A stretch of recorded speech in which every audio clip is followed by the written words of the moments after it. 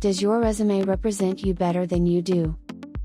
Cantilever Labs welcomes you to the first video of the Resume Building series. In this series you'll learn how to build an ideal and stellar resume that will help you stand out in the competitive world.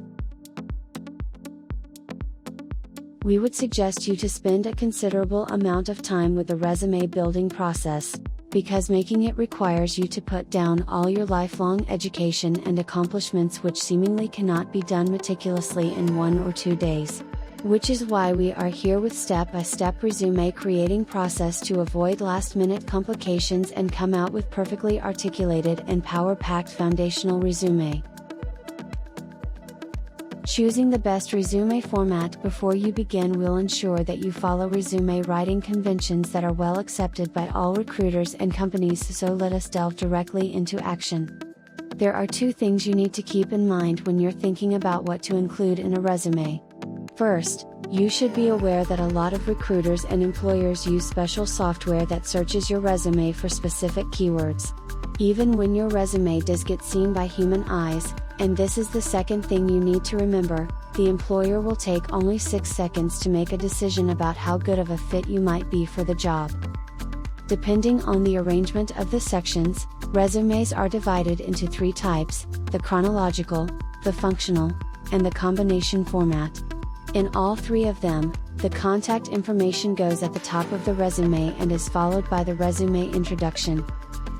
If you choose the most commonly used format, the chronological one, you will follow the contact info and introduction sections with professional experience, education, and skills. Students might want to place education before professional experience if they don't have a lot of professional experience.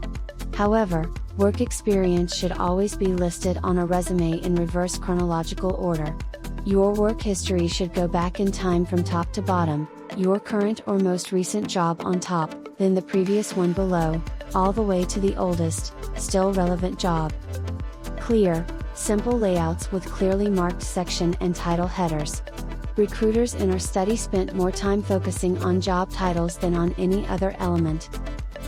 Along with being professional, the design of the template should be attractive, but that does not mean we should go overboard and paint our resume in colors. Coming to the first few words of your resume, an overview or mission statement at the top of the first page of the resume. Summary is where you plant the seed to get the recruiter reading.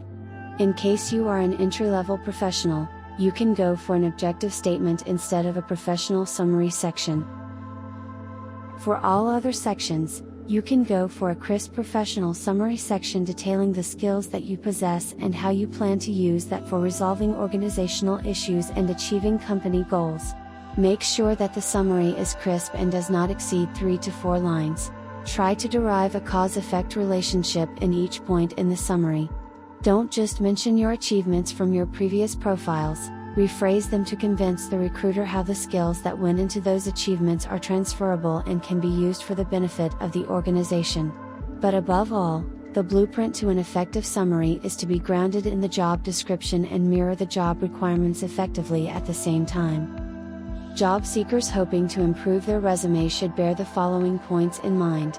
With just a few seconds to make an impression, the focus should be on making the resume easy to read, use simple layouts and fonts, and avoid the temptation to cram as much information onto the page as possible. Recruiters scan for job titles and subheads. These should be bolded throughout the document to catch the eye.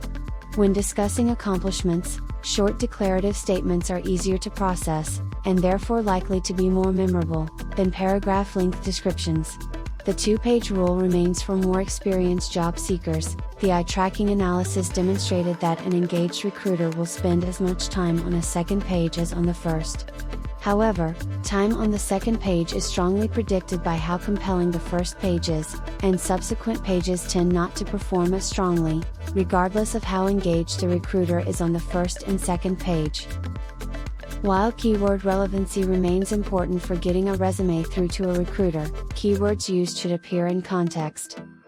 And at last, always remember that there can't be an universal resume format ideal for everyone. Resume formats depend on 2 key factors: your career trajectory and the job role you are targeting.